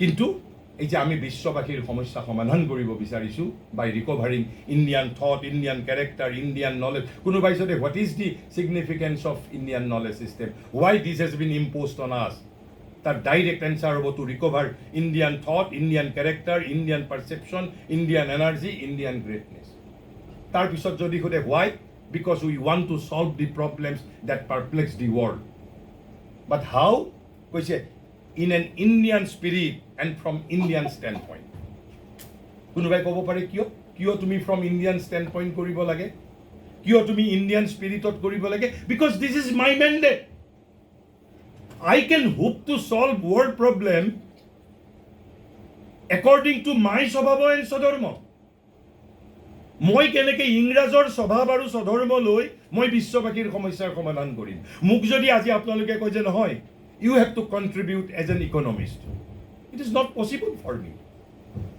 because this is not my স্বভাৱ this is not my স্বধৰ্ম for that you have to approach an economist যেতিয়া ইংৰাজসকলে যদি সমগ্ৰ বিশ্ববাসীৰ সমস্যাৰ সমাধান কৰিবলৈ বিচাৰে তেনেহ'লে তেওঁলোকে from English point of view কৰিব কিন্তু ভাৰতীয়সকলে মই যেতিয়া বিশ্ববাসীৰ সমস্যাৰ সমাধান কৰিব বিচাৰিম ভাৰতবৰ্ষই যেতিয়া বিশ্ববাসীৰ সমস্যাৰ সমাধান কৰিব খুজিব তেতিয়া we can accomplish if we undertake the work in an Indian spirit and from Indian standpoint.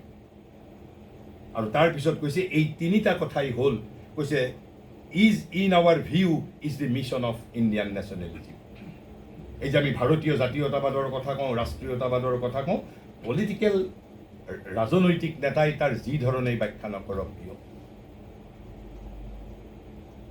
ভাৰতীয় ৰাষ্ট্ৰীয়তাবাদৰ মূল মিছন জীৱনব্ৰত হ'ল পৃথিৱীৰ কোনো ৰাজনৈতিক বিজ্ঞানৰ কিতাপত আপোনালোকে আজি ইয়াৰে ডিব্ৰুগড় বিশ্ববিদ্যালয়ৰ ৰাজনৈতিক বিভাগৰ অধ্যাপকক সুধিব যে তোমালোকৰ কিতাপত মিছন অফ নেশ্যনেলিজিম বুলি কিবা চেপ্টাৰ আছে নেকি হোৱাই উই নিড নেশ্যনেলিজিম আমিতো ৰাষ্ট্ৰীয়তাবাদ জাতীয়তাবাদ বহুত কথা কওঁ কিন্তু জাতীয়তাবাদৰ জীৱনব্ৰত কি জাতীয়তাবাদৰ উদ্দেশ্য কি লক্ষ্য কি ৰাষ্ট্ৰীয়তাবাদৰ উদ্দেশ্য কি লক্ষ্য কি শ্ৰী অৰবিন্দই ইয়াত স্বদেশী আন্দোলনৰ সময়তে কাৰণ এইবোৰ সমস্যাৰ সন্মুখীন হৈছিল তেওঁলোক তেতিয়া কাৰণ নতুন নতুন এইবোৰ বিষয় আহিছিল তেতিয়া একেবাৰে ক্লিয়াৰ কাট এনচাৰ কৈছে to recover Indian thought Indian character Indian perception Indian energy Indian greatness এইটো হ'ল 1 নম্বৰ কাম 2 নম্বৰ কাম to solve the problems that perplex the world আৰু 3 নম্বৰ হ'ল in an Indian spirit and from the Indian standpoint and this is the mission of Indian nationalism পৃথিৱীৰ কোনো দেশৰ নেশ্যনেলিজিমৰ লগত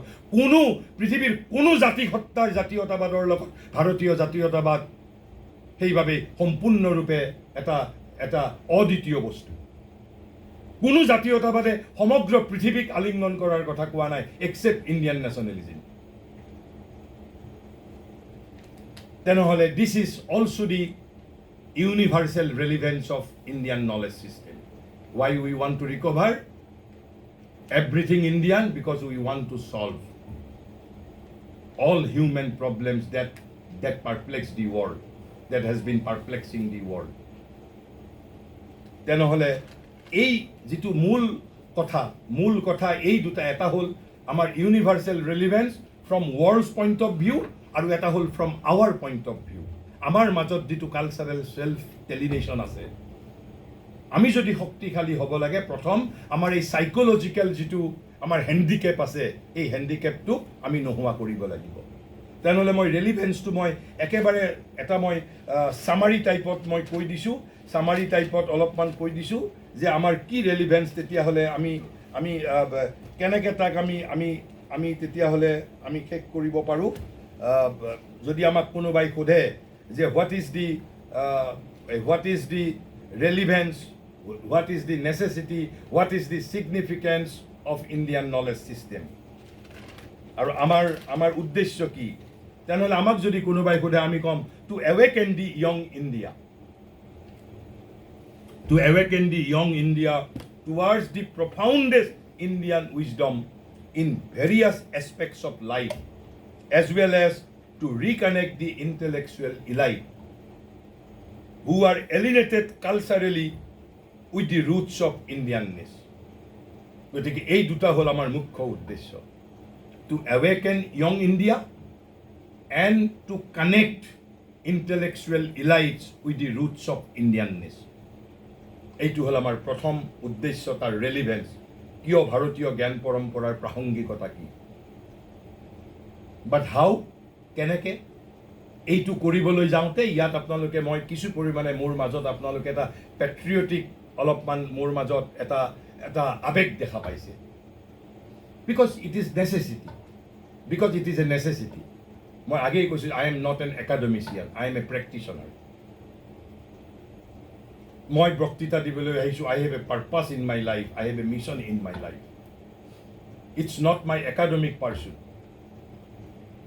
কৈছে by removing from their consciousness intellectual এলাইটছৰ কনচিয়াছনেছৰ পৰা আমি এইখিনি কৈ থাকোঁতে এটা ৰিমুভ কৰিব বিচাৰিছোঁ এটা চেতনা ইৰেজ কৰিব বিচাৰিছোঁ মচি পেলাব বিচাৰিছোঁ একেবাৰে যদি ক্ৰুড শব্দত ক'বলৈ খোজোঁ we want to brainwash কৈছে by removing from their consciousness the hypnotism of European culture the overwhelmingness with the victors, the inferiority, the apathy towards their own culture and civilization, and the habit of self-repudiation and the wholesale imitation to save self-respect. এই বস্তুকেইটা আমি remove কৰিব খুজিছোঁ remove কৰিলেহে ওপৰৰ উদ্দেশ্যটোত আমি উপনীত হ'ব পাৰিম নহ'লে নোৱাৰিম তেনেহ'লে তাৰ কাৰণে কি কৰিব লাগিব আমাৰ আৰু কাম আছে মই সেইবোৰ আজি আৰু ক'বলৈ নাযাওঁ কেৱল কথাটো উল্লেখ কৰিছোঁ by eradicating the root causes of India's downfall কিয় ভাৰত অধঃপতিত হৈছিল তাৰ যিবোৰ ৰুট কজ আছে সেইবোৰ আমি আঁতৰ কৰিব লাগিব reawakening the educated Indian with her profound knowledge in all fields of life ভাৰতীয় কলা ভাৰতীয় স্থাপত্য ভাৰতীয় সাহিত্য ভাৰতীয় দৰ্শন ভাৰতৰ বিজ্ঞান ভাৰতৰ গণিত ভাৰতৰ জ্যোতিৰ্বিদ্যা ভাৰতৰ জীৱনব্ৰত সকলোৰে সৈতে ইণ্টেলেকচুৱেল ইলাইটক আমি এৱেৰ কৰিব লাগিব সকলো ক্ষেত্ৰতে কিহৰ কাৰণে এটা হ'ল আমাৰ লক্ষ্য আৰু এটা হ'ল আমাৰ যিটো প্ৰক্ৰিয়াৰ মাজেৰে আমি কৰিব লাগিব এইকেইটা বস্তু তিনিটা কথা এটা হ'ল বাই ৰিমুভিং কিছুমান বস্তু ৰিমুভ কৰিব লাগিব কিছুমান বস্তু ইৰাডিকেট কৰিব লাগিব আৰু আমি ৰিএৱেকেনিং কৰিব লাগিব এই তিনিটা হ'ল আমাৰ process but what is our goal ultimate goal হ'ল for the triumph of Indian nationalism ভাৰতীয় জাতীয়তাবাদৰ বিজয়ৰ বাবে এণ্ড ভাৰতীয় জাতীয়তাবাদৰ বিজয় মানে ভাৰতৰ বিজয় for reasserting Indian values and spirit আমি ৰিএচাৰ্ট কৰিব খোজোঁ Indian values and spirit for our own very survival আমাৰ নিজৰ অস্তিত্বৰ বাবে and for solving the problems that perplex the world at large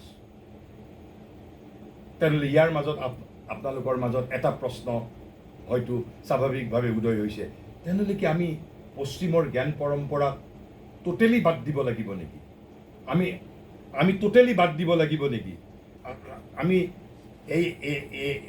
একেবাৰেই আমি বাদ দিব লাগিব নেকি অৰ্থাৎ আমাৰ মাজত পেৰোকিয়েলিজিম এইটো হ'ব নেকি whether it will be revival of nationalism or it will be a revival of parochialism সংকীৰ্ণতাবাদ হ'ব নেকি আমি সেই প্ৰশ্নৰো উত্তৰ দিব পাৰিব লাগিব ৰামস্বৰূপে কৈছে ইন দিছ কনচেপ্ট দিয়াৰ ৱাজ ন' পেৰোকিয়েলিজিম কিয় পেৰোকিয়েলিজিম নাই তেওঁৰ যুক্তিটো লজিকটো শুনিব কাৰণ যিখন দেশে কৈছে বসুধৈৱ কুটুম্বকম মাতা ভূমি পুত্ৰো অহং পৃথিৱা শ্ৰীনন্ত বিশ্বে অমৃতস্য পুত্ৰা যিখন দেশে ক'ব পাৰিছে সেইখন দেশে how we can reject West or how we can reject Europe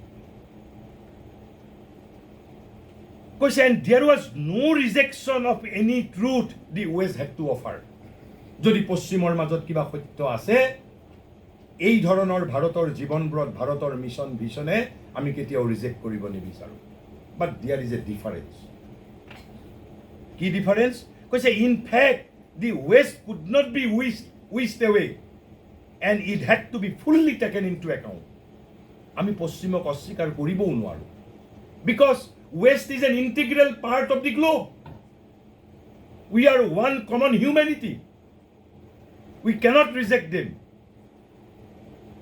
তেনেহ'লে what we are opposing then কৈছে হোৱাট দে অপ'জ দে মানে যিসকল সেই সময়ৰ যিসকল আমাৰ ৰাষ্ট্ৰৰ নেতা আছিল মনীষী আছিল কৈছে what they oppose was mechanical imitation যিটো আমি অপ'জ কৰিছোঁ মেকানিকেল এণ্ড হোলচেল ইমিটেশ্যন যদি মেকানিকেল ইমিটেশ্যন কৰিব নালাগে হোলচেল ইমিটেশ্যন কৰিব নালাগে তেনেহ'লে পশ্চিমৰ সত্যটোক মই কেনেকৈ গ্ৰহণ কৰিম পশ্চিমৰ সত্য গ্ৰহণ কৰা মানে এইটো ইমিটেট কৰা তাৰো উত্তৰ আছে কৈছে in place of instead of wholesale imitation or mechanical imitation Shri অৰবিন্দই এটা ফৰ্মুলা দিছে ষ্ট্ৰেটেজি এটা দিছে ষ্ট্ৰেটেজিটো কৈছে তেওঁ ইংৰাজীত কৈছে এছিমিলেটিভ এপ্ৰপ্ৰিয়েশ্যন আৰু সংস্কৃতত সেইটো বা ভাৰত কৈছে আত্মসাৎকৰণ এপ্ৰপ্ৰিয়েট কৰা মানে আত্মসাৎ কৰা এপ্ৰপ্ৰিয়েট কৰা আমি ৱেষ্টৰ সত্যটোক এপ্ৰপ্ৰিয়েট কৰিব লাগিব but which could be assimilated in our own swadharma কৈছে assimilative appropriation this should be our guiding principle assimilative appropriation the thing which I can assimilate in the light of my own swadharma যিসকলে এই যে আমি যেতিয়া আনৰ পৰা আমি তেজ লওঁ ব্লাড লওঁ এতিয়া মোৰ ধৰক এ পজিটিভ ব্লাড গ্ৰুপ মোক কালি যদি ব্লাডৰ প্ৰয়োজন হয় এজন এ পজিটিভ যিকোনো মানুহৰ পৰাই মই ব্লাড ল'ব নোৱাৰিম ডক্টৰে ক'ব প্ৰথমতে মোৰ এই পজিটিভৰ লগত কম্পেটিবল হ'বনে নহ'ব, তেতিয়াহে ল'ব পাৰিম। তেওঁৰ ব্লাডটো যিমানেই পিয়'ৰ ব্লাড নহওক, যিমানেই মোতকৈও একেবাৰে পিয়'ৰ, একেবাৰে ডিষ্টিল্ড যিমানেই নহওক কিয়, if it is not compatible with my A positive blood, I can't accept. ঠিক সেই ধৰণে কৈছে, যদি এটা পশ্চিমৰ সত্য যিমানেই প্ৰয়োজনীয় নহওক, যিমানেই কল্যাণকাৰী নহওক, মই যদি মোৰ নিজৰ স্বধৰ্ম, মোৰ নিজৰ যিটো জীৱনৰ সত্যৰ সৈতে যদি মই তাক মিলাই ল'ব নোৱাৰোঁ, তেনেহ'লে we have to politely reject, বোলে this is not for me, it is not for me. কিয়? সংস্কৃতি এটা মেকানিকেল বস্তু নহয়, ইট বিহেভছ অৰ্গেনিকেলি। এটা জৈৱ সত্তাই যি ধৰণে বিহেভ কৰে, যে মোৰ আজি আপুনি ধৰক মোক কিডনীৰ প্ৰয়োজন হৈছে, মই যিকোনো এজন মানুহৰ কিডনী লৈ ল'ব নোৱাৰোঁ, বেষ্ট হ'লেও নোৱাৰোঁ মই ল'ব। সেইবাবে কৈছে, what they oppose was mechanical imitation. In the place of this imitation, Aurobindo taught what he called assimilative appropriation. আত্মসাৎ কৰা মানে যিটো আৰু এবাৰ মই ৱেষ্টৰ ট্ৰুথটো লৈ লোৱাৰ পিছত কোনেও ক'ব নোৱাৰে যে it is western truth, it will have to become N Indian truth. অৰ্থাৎ চুৰি কৰিব লাগিলে একদম অৰিজিনেলি ল'ব লাগিব, যাতে আৰু সেইটো ৱেষ্টৰ পৰা লোৱা বুলি যাতে কোনেও ক'ব নোৱাৰে। কৈছে, we borrow whatever is necessary, আমি ধাৰ কৰিম, আমাক যিয়েই প্ৰয়োজন হ'ব আমি ধাৰ কৰিম, but what we can assimilate and transform in the light of our own swadharma, কাৰণ ৰূপান্তৰেহে জগত ধুনীয়া কৰে। আমি ট্ৰেন্সফৰ্ম কৰিব পাৰিব লাগিব in the light of my own swadharma and স্বভাৱ। এজন শিশুৰ ক্ষেত্ৰতো আপুনি যদি আনৰ এটা বিহেভিয়াৰ, ধৰক মাক কাষৰ মানুহ ঘৰৰ তাত ফুৰিবলৈ গৈছিল, কাষৰ ঘৰৰ ল'ৰাটোৰ এটা ভাল আচৰণ দেখা পাইছে, সেই আচৰণটো দেখা পোৱাৰ লগে লগে মোৰ ঘৰৰ মোৰ সন্তানটোক সেই আচৰণটো I may not be able to impose, কাৰণ তেওঁ কি পৰিৱেশত ডাঙৰ হৈছে, মোৰ সন্তান কি পৰিৱেশত ডাঙৰ হৈছে, মই তাক নিজৰ অ'ন স্বধৰ্মত ট্ৰেন্সফৰ্ম কৰিব পাৰিব লাগিব। কৈছে, we borrow whatever is necessary, but what we can assimilate and transform in the light of our own swadharma. আৰু তেতিয়া কি হয় বুলি কৈছে, ৰামস্বৰূপে ভাল শব্দ কৈছে এটা, কৈছে this keeps out bastardization of the culture. সংস্কৃতি, জাৰজ সংস্কৃতিলৈ বাষ্টাৰ্ডাইজেশ্যনৰ পৰা সংস্কৃতিক ৰক্ষা কৰে। কিন্তু ভাৰতত কিছুমান ৰাজনৈতিক দৰ্শন আছে, আপোনালোকে এটা ৱৰ্ড পাব, ভাৰতীয় সংস্কৃতিক তেওঁলোকে উইথ এ ভেষ্টেড ইণ্টাৰেষ্ট কয় it's a composite culture. Composite শব্দটো ব্যৱহাৰ কৰে, it's a deliberate attempt to divide India psychologically. Composite culture তেওঁলোকে এইটো মিন কৰে যে আমি ধৰক ইয়াতে বোলে মই এটা চাৰ্ট এটা বেলেগৰ পৰা লৈছোঁ, পেণ্ট এটা বেলেগৰ পৰা লৈছোঁ, মই সকলো বস্তু বেলেগৰ পৰা এটা এটা লৈ পেলাই ধুনীয়া মই কিবা এটা হৈছোঁ আৰু আপোনাৰ, সেইটোক তেওঁলোকে চিন্থেচিছ বুলি কৈছে। কিন্তু সেই uniformity is not unity. Uniformity আৰু ইউনিভাৰ্চেলিজিমৰ মাজত পাৰ্থক্য আছে। স্কুলত পঢ়িবলৈ যোৱা একে ইউনিফৰ্ম পিন্ধি যোৱা প্ৰতিজন ছাত্ৰ ছাত্ৰী একে চেতনাৰ নহয়। একৰূপতা মানেই আমি ইউনিটি বুলি ক'ব নোৱাৰোঁ। কিয় কৈছে, let it be made clear that this view is not syncretic, which says that we should create a new entity by borrowing and combining what is good everywhere and for everyone. Culture, like individuals, are organism. Culture is not a mechanical process. Culture is like individual organism and do not behave that way.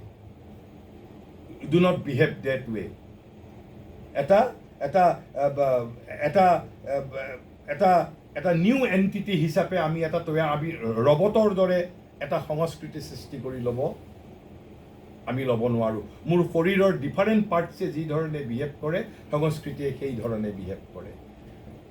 মই এতিয়া অলপমান একেবাৰে থোৰতে এটা কথা কৈ ল'ব বিচাৰিছোঁ, যিটো ক'ব বিচাৰিছিলোঁ আচলতে দুটা হেৰিটো নোহোৱা হৈ যায়। ভাৰতৰ এতিয়া 2007 খ্ৰীষ্টাব্দলৈকে একেবাৰে বৈদিক যুগৰ পৰা আমি 5টা যুগত ভাগ কৰিব পাৰোঁ। মই 7 খ্ৰীষ্টাব্দৰ পৰা তোমাৰ ইতিহাস ক'লোঁ। 7ৰ পৰা 500 বছৰ আমি সংগ্ৰাম কৰিছোঁ। 1200ৰ পৰা 1600 বছৰলৈকে ইয়াত ৰাজনৈতিক এটা বিদেশী শক্তিয়ে প্ৰায় ভাৰতৰ বহু অংশ দখল কৰিছে, যদিও তেতিয়া কিছু স্বাধীন দেশীয় ৰজা আছিল। আৰু 1600 খ্ৰীষ্টাব্দৰ পৰা উই ৱেৰ আণ্ডাৰ ব্ৰিটিছ। তাৰপিছত 1947ৰ পিছৰ ইতিহাস আমি সকলোৱে জানো। 7 খ্ৰীষ্টাব্দৰ আগৰ ইতিহাস, অৰ্থাৎ ফ্ৰম দি বৈদিক এজ। কৈছে যে প্ৰথমটো এজ স্পিৰিচুৱেল এজ বুলি কৈছে। শ্ৰী অৰবিন্দই কৈছে আমাৰ প্ৰথমটো এজ আছিল স্পিৰিচুৱেল এজ। আৰু স্পিৰিচুৱেল এজ মানে কি কৈছে? The first age of India's greatness was a spiritual age when she sought passionately for the truth of existence. তেতিয়া আমি কি বিচাৰিছিলোঁ? আমি জীৱনৰ সত্য বিচাৰিছিলোঁ। জীৱনৰ সত্য।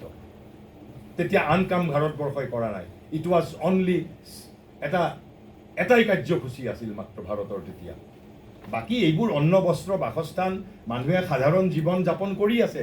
কিন্তু যিসকল দোজ হু ৱেৰ ঋষিজ, আমাৰ ভাৰতীয় সংস্কৃতিৰ আৰ্কিটেক্ট হ'ল ঋষিসকল, দে ৱেৰ বিজি উইথ দিছ থিংছ। কি থিং? কৈছে when she sought passionately for the truth of existence but not through intellectuality. This is the point to be noted. তেনেহ'লে কেনেকে? Through the intuitive mind which already we have lost. Once it was very prominent and active, intuition, not intellectuality.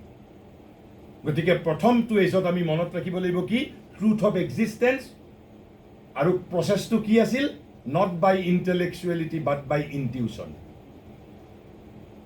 আৰু ইনটিউশ্যন আৰু কৈছে through N inner experience and interpretation. এই তিনিটা আছিল process. Inner experience, ইনটিউশ্যন আৰু interpretation. কাৰ ইণ্টাৰপ্ৰিট কৰিছিল? Not only the objective world but also' the subjective world. পাৰ্থক্য সিমানেই। বৰ্তমান বিজ্ঞান ব্যস্ত আছে অকল অবজেক্টিভ ৱৰ্ল্ডক লৈ, কিন্তু ভাৰতে সেই সময়ত কৈছে both of the psychic, psychic মানে inner world, psychic and the physical existence. No side was neglected, it was integral, inner as well as external. Both existence were taken into consideration. আৰু এই ভিতৰত কি সত্য আছে আৰু বাহিৰত কি সত্য আছে, এই দুয়োটা সত্যই আৱিষ্কাৰ কৰিবলৈ যত্ন কৰিছিল ভাৰতবৰ্ষই তেতিয়া। কিন্তু কেনেকৈ? Through intuition, through inner experience and through inner interpretation, inner experience আৰু ইনটিউশ্যন। চাইকিক এক্সিষ্টেঞ্চ আৰু ফিজিকেল এক্সিষ্টেঞ্চ। অৰ্থাৎ এনেধৰণৰে এটা বিশুদ্ধ অধ্যাত্ম যুগ ভাৰত গৰিমাৰ প্ৰথমটো যুগ আছিল। ভাৰতে তেতিয়া নিবিড়ভাৱে আৰু একান্ত মনে জীৱনৰ সত্য সন্ধান কৰিছিল। এক সাক্ষাৎ বুদ্ধি, অৰ্থাৎ ইনটিউশ্যনক সাক্ষাৎ বুদ্ধি কয়, ডাইৰেক্ট নলেজ বুলি কয়, ডাইৰেক্ট নলেজ। এই ইনটিউশ্যনটো কেনেকুৱা জানেনে? মই এটা সাধাৰণ উদাহৰণ দিছোঁ। আমি আচৰিত, আমি মানুহ হিচাপে লজ্জিতও হ'ম। যিসকলৰ ঘৰত কুকুৰ আছে তেওঁলোকে জানে। মোৰ ঘৰত এটা কুকুৰ আছে। মোৰ লগত বাৰু ইমান ইণ্টিমেচি নাই, কিন্তু মোৰ ভতিজাহঁতৰ লগত ইমান ইণ্টিমেচি। সি ৰুমৰ ভিতৰত থাকে, কিন্তু প্ৰায় অলমষ্ট 200 মিটাৰমান দূৰত যেতিয়া মোৰ ভতিজাটো আহে, সি 200 মিটাৰ আগেই জানি যায়। 200 মিটাৰ আগেই জানি যায়। আৰু যেতিয়া ক'ৰবাত যাবৰ কাৰণে ওলাই আহে, সি গম পাই যায় যে ক'ৰবাত যাবৰ বাবে আহিছে, গতিকে সিও দিগদাৰ কৰে, তাকো লৈ যাব লাগে। আমি জন্তুৰ ক্ষেত্ৰত সেইটোক ইনষ্টিং বুলি কৈছোঁ। When we will be able to develop this instinct, then it will be called intuition in respect of humanity. মানুহৰ ক্ষেত্ৰত আমি সেইটোক তেতিয়া ইনটিউশ্যন বুলি কওঁ। জন্তুৰ ক্ষেত্ৰত যিটো আছে, জন্তুৰ ক্ষেত্ৰতো বিশেষভাৱে কুকুৰতকৈও কিছুমান আৰু আছে জন্তু, তাহাঁতৰ ইনষ্টিংক্ট বুলি যিটো আমি কৈছোঁ।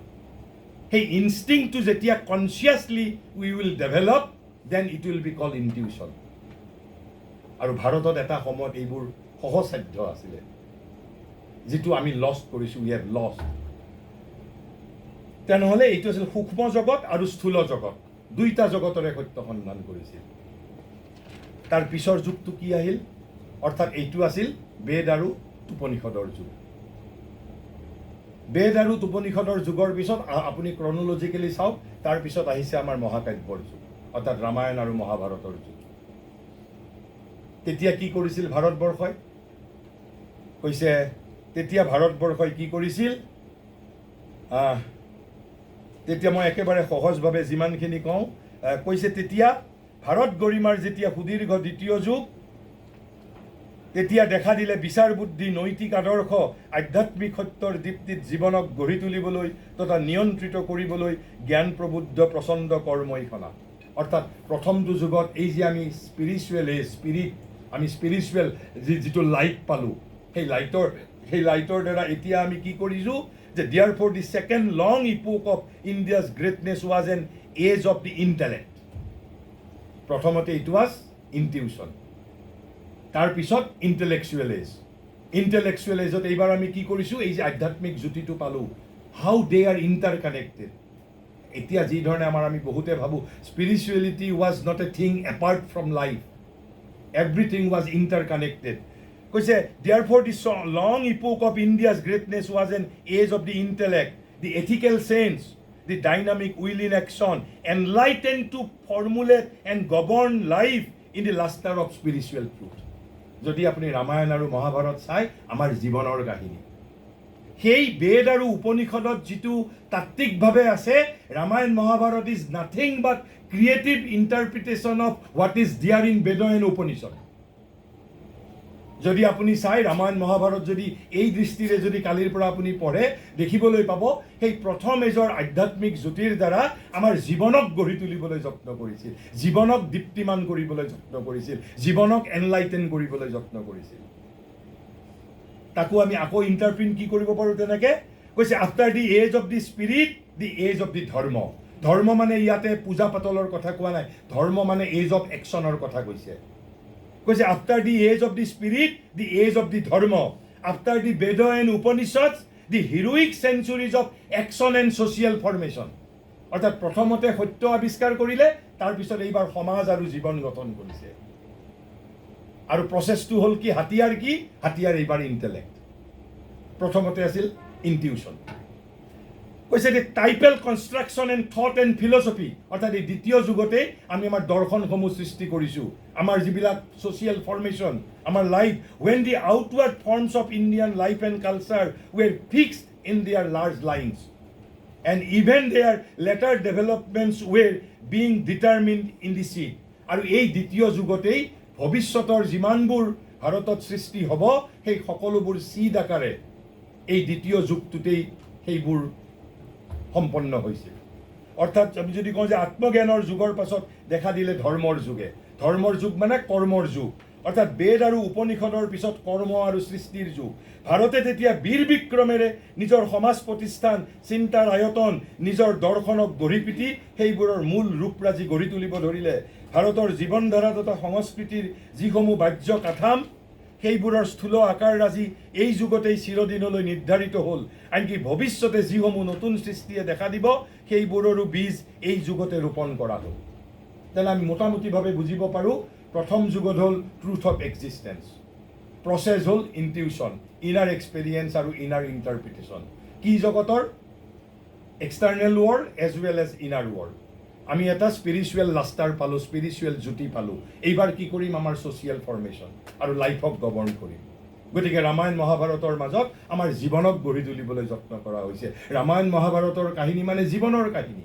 যদি আপুনি সূক্ষ্মভাৱে তাত যদি বিশ্লেষণ কৰে, বেদ আৰু উপনিষদৰ তত্ত্বসমূহক জীৱনৰ মাজত ৰূপায়িত কৰিবলৈ যত্ন কৰিছে, to implement those spiritual ideas in the actual life of human. তাৰপিছত এইটো মোটামুটি ধৰক মহাকাব্যৰ যুগ, আৰু মহাকাব্যৰ যুগৰ পিছত ভাৰতৰ এটা বিখ্যাত যুগ, প্ৰায় 1 সহস্ৰাব্দ, 1 মিলেনিয়াম অল মিনিমাম। আৰু এইটো কেতিয়া? প্ৰায় এই দ্বিতীয় যুগটো আপ টু দি বুদ্ধৰ এজ মানলৈকে ধৰিব পাৰোঁ আমি, বুদ্ধৰ এজ মানলৈকে। ঠিক বুদ্ধৰ পিছতে, অৰ্থাৎ 500 BC বিফোৰ খ্ৰাইষ্ট, তাৰমানে এতিয়াৰ পৰা প্ৰায় 2500 বছৰ হ'ব। কিছুমানে খ্ৰীষ্টপূৰ্ব 500 বুলি কয়, কিছুমানে ফাৰ্ষ্ট 1000 ইয়াৰ বুলিও কয়। তাৰ মাজত অলপ সময়ৰ এইবোৰতো আৰু কোনেও আৰু স্কেল লৈ পেলাই জোখা নহয়, এটা ছাবজেক্টিভ এটা ভাগ এটা গতিকে তৃতীয় যুগটোত কি বুলি কৈছে the classical age of Sanskrit literature classical age of Sanskrit literature আৰু এইটোৱেই ভাৰতৰ আটাইতকৈ বিখ্যাত ইণ্টেলেকচুৱেলিটিৰ যুগ তেনে প্ৰথমটো আছিল ইনটিউশ্যনৰ যুগ দ্বিতীয়টো আছিল ইণ্টেলেকচুৱেলিটিৰ যুগ আৰু তৃতীয়টো কৈছে ফ্লাৱাৰিং অফ ইণ্টেলেকচুৱেলিটি কৈছে সেই বুদ্ধিয়ে যেতিয়া একেবাৰে পৰাকাষ্ঠাত উপনীত যেতিয়া হ'ল আৰু তেতিয়া কি বুলি কৈছে কৈছে the great classical age of Sanskrit culture was the flowering of this intellectuality so' India began with intuition followed by intellectuality, then the flowering of intellectuality.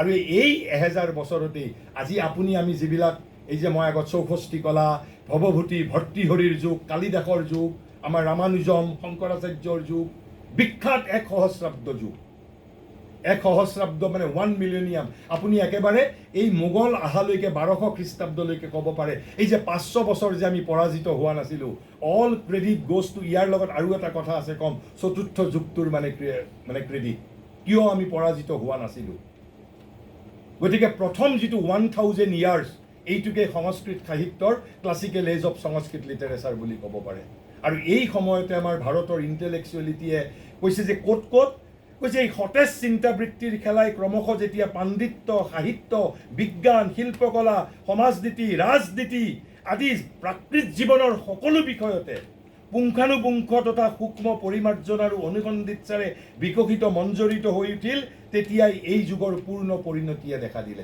Flowering of intellectuality কৈছে the great classical age of Sanskrit culture was the flowering of this intellectuality into curiosity of detail in the refinements of scholarship, science, art, literature, politics, sociology, mundane life. আপনি একো বাদ দিয়া নাই সেই সময়ত আমি এই কৌটিল্যৰ কথা কিবাৰ কথা আমাৰ এম্পায়াৰ বিল্ডিং আমাৰ কলা সাহিত্য দৰ্শন ৰাজনীতি কাৰণ দ্বিতীয় এজটোত কেৱল আমাৰ ছ'চিয়েল ফৰ্মেশ্যন আৰু জীৱনক গঢ়ি তুলিবলৈ যত্ন কৰা হৈছিল সেই আধ্যাত্মিক জ্যোতিৰ ওপৰত ভিত্তি কৰি আৰু তৃতীয়টো এজত it was purely intellectual age মানে তাৰ যিটো সৃষ্টি তাৰ বহু বস্তু নষ্ট হৈ গৈছে এতিয়া আমাৰ এই কি আছিলে যিটো আমাৰ কোনখন আমাৰ নালন্দা বিশ্ববিদ্যালয়ৰ যেটা লাইব্ৰেৰী বক্তিয়াৰ খিলিজিয়ে জ্বলাই দিছিল বহু সম্পদ নষ্ট হৈ গৈছে সেইবোৰৰ পুনৰুদ্ধাৰ সম্ভৱেই নহয় তাৰ পিছত তেতিয়াহ'লে এই যিটো তৃতীয় যুগত এটা সাংঘাতিক ডিফাৰেঞ্চ আছিল ভাৰতৰ আগৰ দুটা যুগৰ লগত মই বাৰে বাৰে কৈছোঁ যে spirituality was India's heartbeat master কি কিন্তু এই ক্লাছিকেল এজ অফ সংস্কৃত লিটাৰেচাৰৰ সময়ত আমাৰ ফ'ৰ ফ্ৰণ্টত অৰ্থাৎ মেইন ষ্ট্ৰীমত একেবাৰে স্পষ্টভাৱে স্পিৰিচুৱেলিটি ৱাজ নট দিয়াৰ ইট ৱাজ এভৰিথিং ইণ্টেলেকচুৱেলিটি সাহিত্য কলা কাব্য দৰ্শন ছায়েন্স মুণ্ডেন লাইফ আনকি শৃংগাৰ ৰসৰো শাস্ত্ৰত এই সময়তে ভাৰতে তৈয়াৰ কৰিছে একো বাদ দিয়া নাই পয়েটিক্সৰ ওপৰত এস্থেটিক্সৰ ওপৰত ৰাজনীতিৰ ওপৰত সমাজনীতিৰ ওপৰত তেতিয়াহ'লে এইখিনি সময়তেই কৈছে সেইখিনি সময়তেই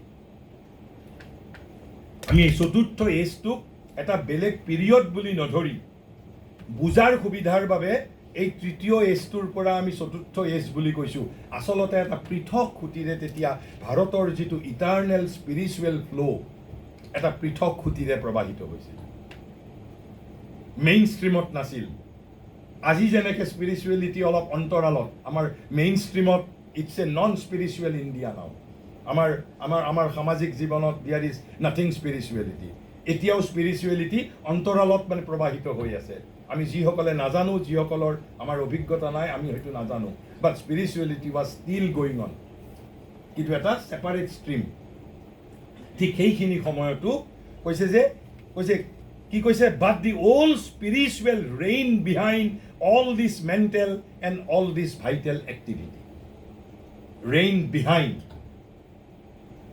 আৰু কি কৈছে and its later period the past classical এই ক্লাছিকেল এজটোকে তেওঁ ভাগ কৰিছে পষ্ট ক্লাছিকেল বুলি কৈছে পষ্ট ক্লাছিকেলত কি হৈছিল তেনেহ'লে এইবাৰ মই প্ৰথমতে শ্ৰী অৰবিন্দই কি কৈছিল যে ভাৰতৰ আধ্যাত্মিক ইতিহাস is nothing but A constant development of a divine purpose and what was this constant development প্ৰথম আছিলে ইনটিউশ্যন তাৰপিছত ইণ্টেলেকচুৱেলিটি তাৰপিছত ফ্লাৱাৰিং অফ ইণ্টেলেকচুৱেলিটি প্ৰথমতে আছিলে ট্ৰুথ অফ এক্সিষ্টেঞ্চ তাৰপিছত governance of life and society তাৰপিছত একেবাৰে flowering of intellectuality, science, commerce, politics একো বাদ দিয়া নাই। তেনেহ'লে constant development of divine purpose fourth এজত পষ্ট ক্লাছিকেলত ভাৰতৰ এজেণ্ডা কি আছে? সেইবোৰ কথা শুনিলেই আমাৰ হয়তো শ্ৰদ্ধাটো মূৰ ওলাব পাৰে আৰু আমি মূৰ ঘূৰাই দিব পাৰোঁ, আমাৰ মনোযোগ নোহোৱা হৈ যাব পাৰে। আৰু সেইবাবে মই প্ৰথমতে জ্যোতিপ্ৰসাদৰ এই ৰূপান্তৰেহে জগত ধুনীয়া কৰে, এই মোৰ গায়ত্ৰী মন্ত্ৰ, সেইষাৰ কথালৈ মনত পেলাব লাগিব। It's a history of transformation from intuition to intellectuality to flowering of ইণ্টেলেকচুৱেলিটি।